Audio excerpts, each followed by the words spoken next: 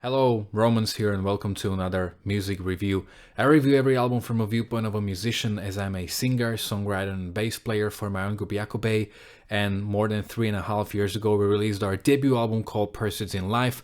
What makes it unique is that it's a heavy prog rock without guitars. Instead you have drums, bass, saxophone and keyboards. You can check out all of our music videos on my YouTube channel.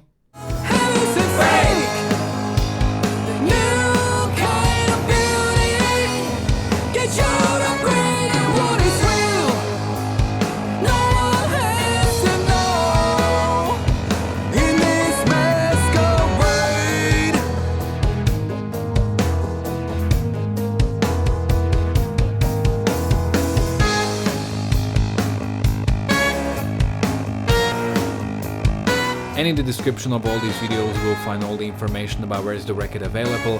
It's available on all digital platforms like Spotify, Tidal, Deezer, iTunes, Amazon, Bandcamp, but also in this digipack version of a CD with a very beautifully illustrated 20 pages long booklet.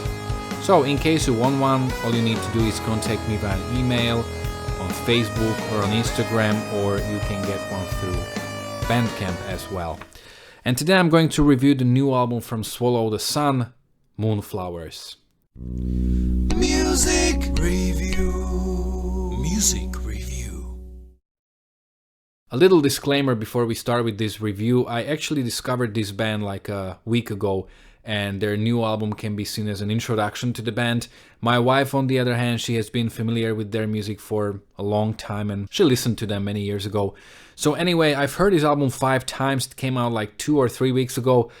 So let's dive right into the review. The album opens up with a sort of a title track called Moonflowers Bloom in Misery. It starts very slowly, very melancholically. The overall just orchestration and the melody reminds me a lot of the main theme for Max Payne 1 and 2. And these 2 games were made by a Finnish developer, Remedy Lane, so the game is from the same country as Swallow the Sun. Both of these games, they have a same main theme, it's just executed differently. But it's one of the best themes ever written. I love that piece of music a lot. And I was always wondering, like, it would be cool to take that theme and maybe build a whole record around it or a song around it. And this track is the closest thing I've heard so far. So I was like hooked right from the beginning. The song eventually kicks off with a lot of like shrieking and growling, but I love it. I really love it, and I've been growing very fond of this type of singing in like past year or 2, and it's just something I'm thinking about learning myself, the growling. I just really like it.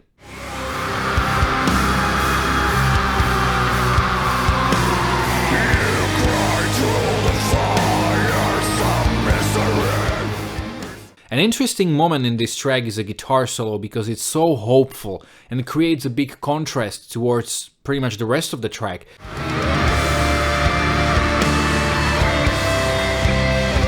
Enemy continues in a similar mood, and I especially love the opening of the track, which is a moment that will, I think, be repeated one more time, and it's like this dark, symphonic, emotional soundtrack like metal, and especially that growling, I love it.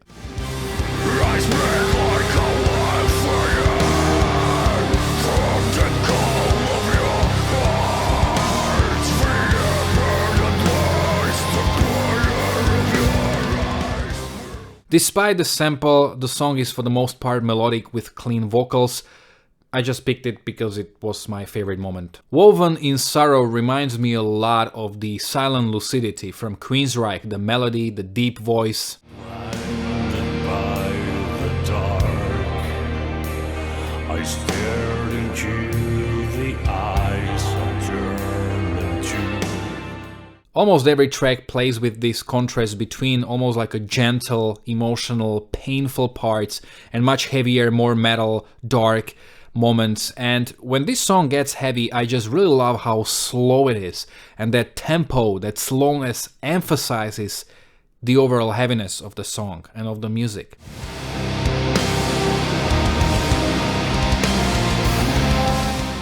Keep Your Heart Safe From Me opens up with the riff, and I really like that. I dig the overall gothic vibe of the track, and I think that the clean singing along with growling goes together very well. This track is a great example of that.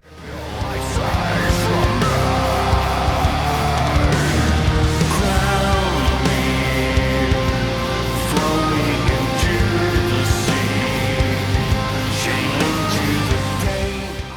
Now that I think about it, this record may actually be the slowest music I've ever listened to. Like, most of the tempos are so slow. I don't mean that as a criticism. I actually like that.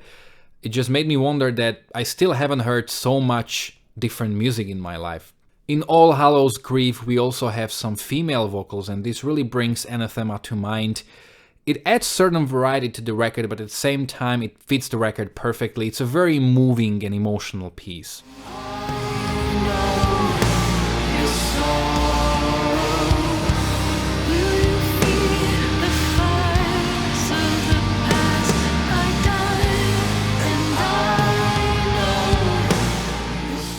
The Void is more like a post-rock / alternative rock song. The chorus is definitely the most memorable moment on the album, and this actually would make for a perfect single.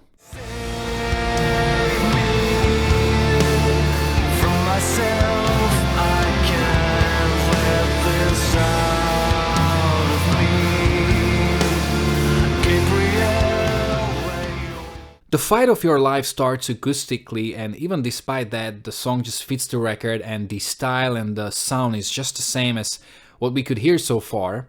Please hold the white fire for me, gone too far to see. It gets heavier a little later on with some growling, but still I would consider this probably the brightest track on the album, even with the growling.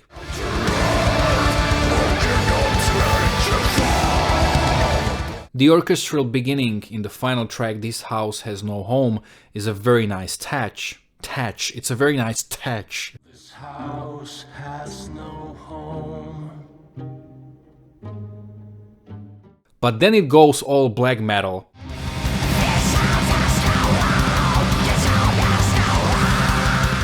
It's a pretty big contrast to the tempos we've been exposed to so far, but it's only like 2 or 3 times in this track. Most of the track is in line with the rest of the album. I really enjoyed this album. I found it astonishing how you can have growling and shrieking and heavy guitars and very pessimistic, hopeless, dark atmosphere, but the music can still be so moving, so emotional. I would say that most of the songs are kind of same. You can't really pick individual songs. They are all part of the record. And this is even emphasized by them having a basically an animation for the whole record. You can find their whole new album on their, I think on their YouTube channel, and it's like one animated movie, which I've never really seen before. I was already thinking about my top albums for this year, but this album somehow creeped in, and it may still change the order, or it may get to some interesting place. Did you like this video? If you did, and if you like the videos I'm making, consider supporting me by purchasing my debut album Pursuits in Life. Because I include audio samples in my reviews and thus making them the most informative and entertaining to watch, I usually run a risk of getting a copyright claim, meaning that I won't be able to monetize my videos, and whatever money a video earns goes to the author of the original samples. And I have no problems with that.